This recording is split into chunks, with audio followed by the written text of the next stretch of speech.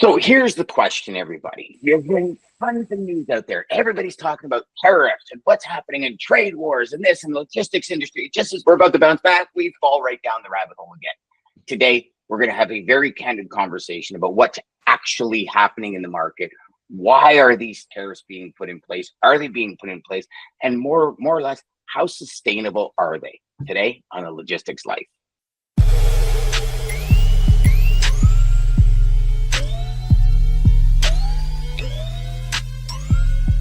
Hey everybody, welcome back. Okay, so now that we've got through that little intro section, I'd like you to meet Paul and Dean for Data Day Wednesday. We're going to bring you a different Data Day today. Today's going to be all about the tariffs. Today's going to be about what the reality is of them. What will it do to the market? Is it actually feasible for a 25% tariff? You know, when you're talking about the automotive industry and the aluminum and steel industry and energy, and how's it going to go back and forth? And oh my gosh, is this person going to do that? And then we're going to do this. Ontario's going to rip up $100 million Starlink contract because of it. Gentlemen, so much going on in the news since Monday. I don't even know where to begin. Where do you guys want to start? Well, we could start with, we could start with, China. China's the one where tariffs have been implemented last night, as far as I can believe. But I'd love to get Paul's take on this because I suspect a lot of damage has been done. I know the damage has been done on the freight side from a movement of goods perspective in advance of last evening.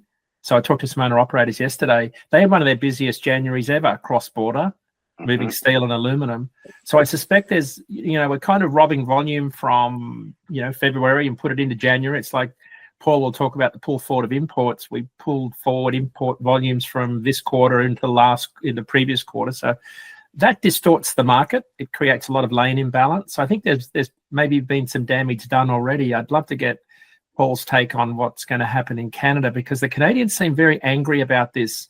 If they keep with their withdrawing all of US liquor from the shelves and having a real anti-US sentiment, regardless of whether the tariffs happen or not longer term, I suspect there could be some damage done. I feel like there's a sea change going on there, but let's get Paul's take on this.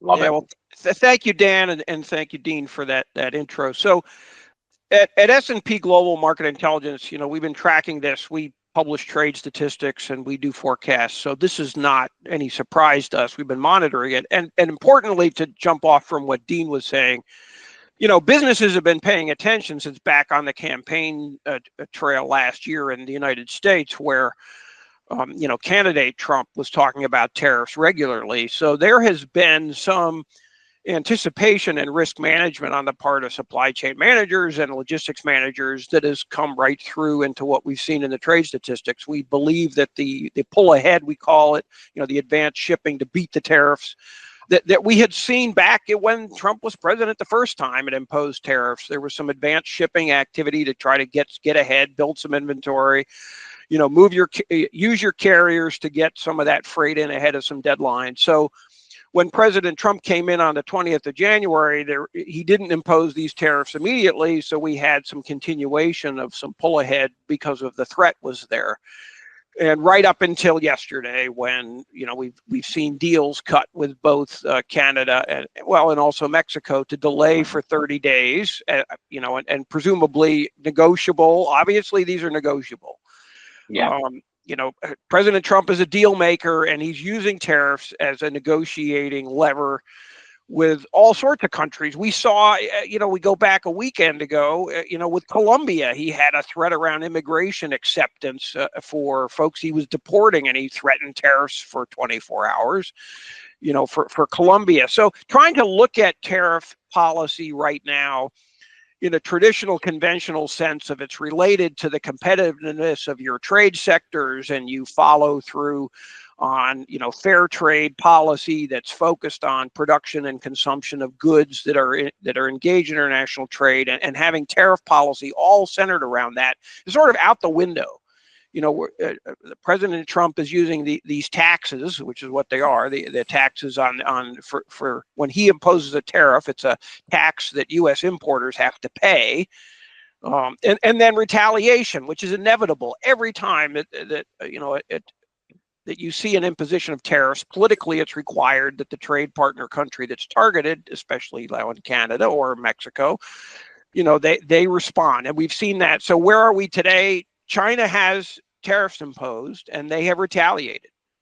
They announced yesterday variable rates from 10 to 15% on different commodities, effective, immediately. Whereas at the same time, the goods between Canada and the United States are moving just like they were last week without duties imposed. But as a business, how do you plan for this? How do you deal with the threat that's hanging over your head that they may actually be imposed, and then suddenly your landed cost basis shoots up in terms of what has to be paid to bring in those import goods? And let me add, importantly, between Canada that is either number one or number two U.S. trade partner year after year after year after year, in the world. So the most important, longer term trade partner, rivaling right now Mexico, pulled ahead a little bit, and China number three. For the U.S. economy, this is incredibly important. And President Trump targeting the top three trade partners with tariffs, that's over 40% of U.S. imports. That is potentially tremendous inflationary impacts and other threats that ripple through the economy enormously.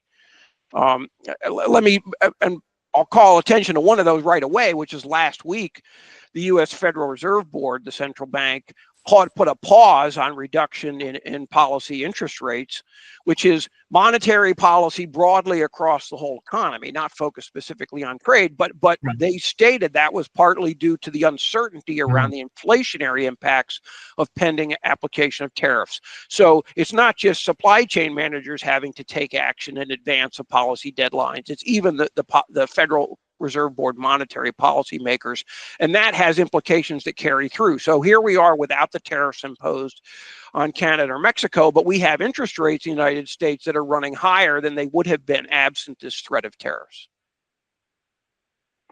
So I have a couple of questions, and I guess so. The first one is I had a conversation leading up to this conversation with a customer yesterday, and obviously there was a talk of 25% tariffs on China.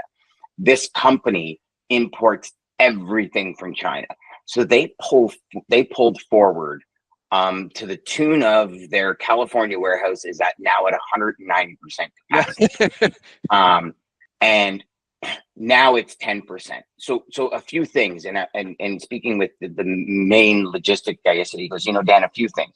Number one is we pulled the product forward because we need a little bit of leeway for that 25% to kind of push it off to customers and so on and so forth. He goes, right. But what we're rivaling about now is we now have to get outside warehouse at $2, $2.10, right. Some locations $2.90 a square foot for I think he said 3,700 pallet spots in total. Yep. He goes, not only that, I got to move it.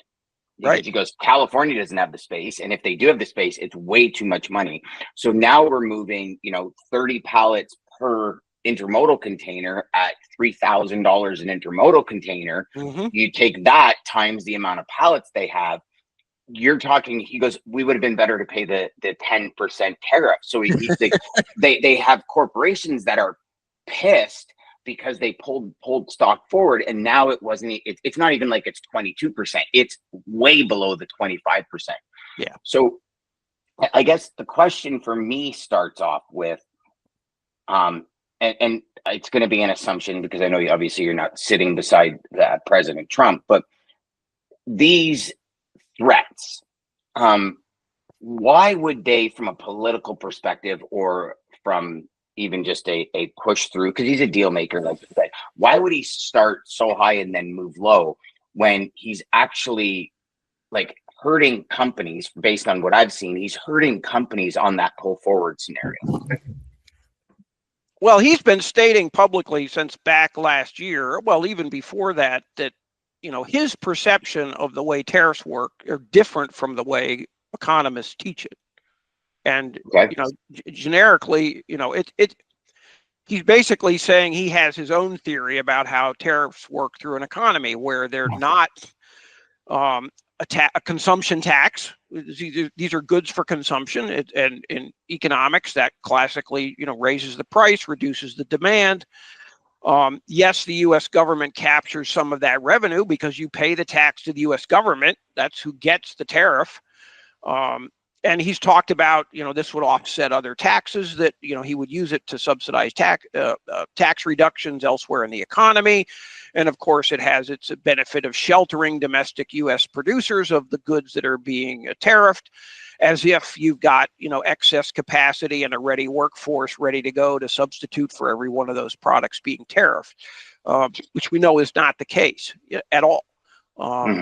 So, a part of this is he's positing justification and a rationale for use of tariffs, when in fact, if you think about it, it might also be somewhat the political context where Congress allows the president to do certain things and not others. One of the powers that Congress has given to the president is to apply tariffs without having to get Congress to approve it. Whereas if he wants to do other things in the economy, if he wants to negotiate a treaty, he has to get, Senate approval and so forth. There's other actions that he might want to take as an executive where he doesn't have the power to do it independently. He has to go through a legislative process that takes time, and he has to negotiate with, elected representatives. Whereas a tariff is a lever that he can, as he's shown he can do in the first few weeks of his presidency, impose somewhat arbitrarily and immediately. He can impose it, remove it.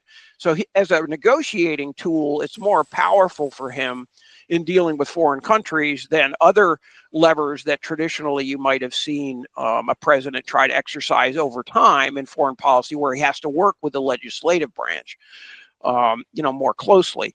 And I think that, if anything, that may be one of the attractions to President Trump, and plus the ability to he's not doing it when he's applying broad tariffs, but as he had done in his first term, he had targeted individual commodities, individual industries, like steel, which then also politically aligns more with if he's trying to apply pressure and negotiate around particular pain points.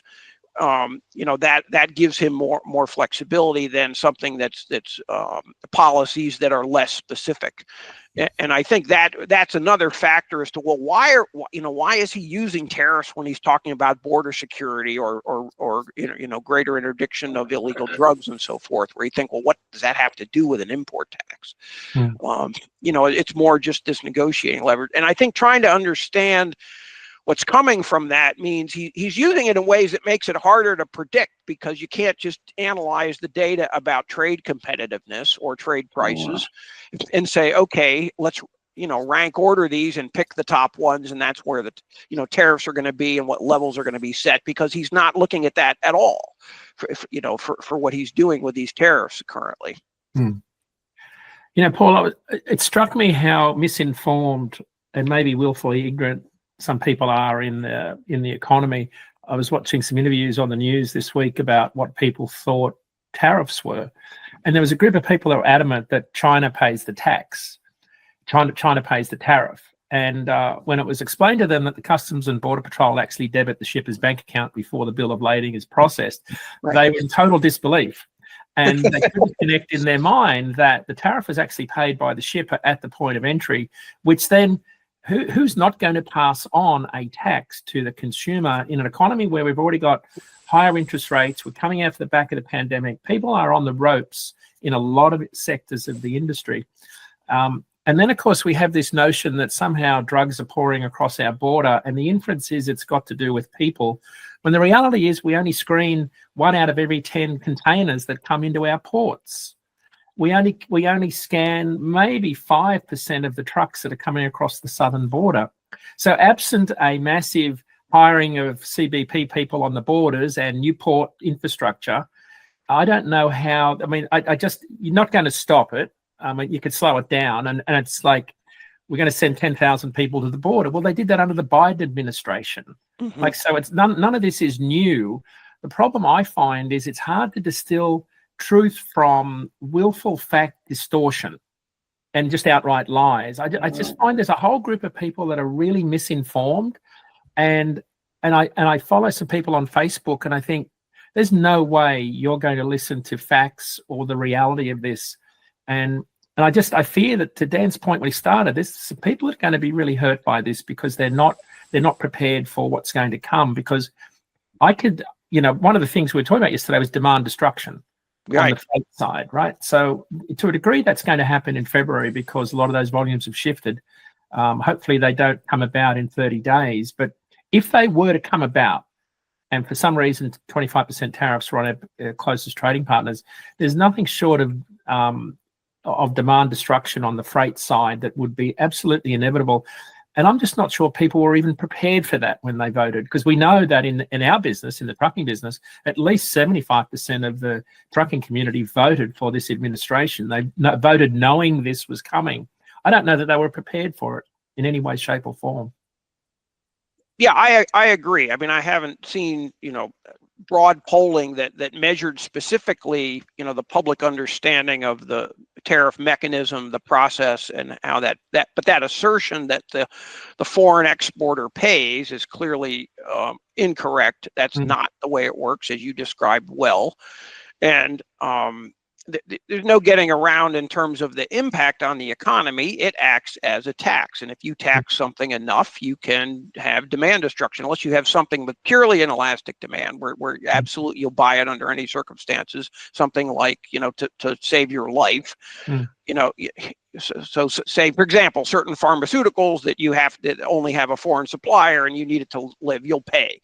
But almost anything else, you will see a drop in that import volume as the prices delivered go up because of the tax.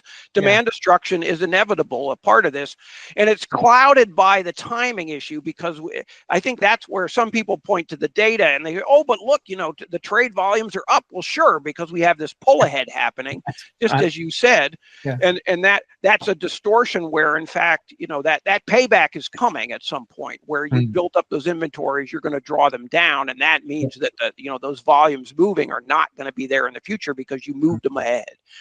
And that is directly going to affect the whole logistics system as tariffs play out, when they stay in place for any sustained period of time. And for some of them, they've stayed in place a very long time. We still have tariffs in place against China, which we've just added to, that have been there since the Trump administration. The Biden administration didn't remove.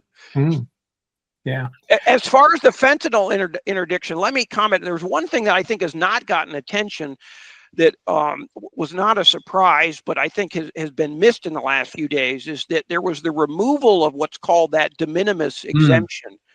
Specifically, well, it was going to be against Canada and Mexico, but against China. And that has been an enormous source of an irritation and a complication for CBP on trying to interdict things, because you've had literally, this explosion in growth of very small package shipments, a lot of them by air cargo, which has stayed, really strong on the import side, but some of it consolidated coming through in, LTL or container loads cross border, where those individual shipments of what had been under $800 in value, declared value, were let through with essentially minimal reporting, and the ability for CBP to process and screen every one of those has been very limited. And that's where, you've had some of this weakness in the border control, border security system. And by removing that, then that whole economic incentive to evade the tariffs that were in place by using this small package shipment value goes away, because then you're imposing those tariffs on any shipment. Any goods has to pay them, and therefore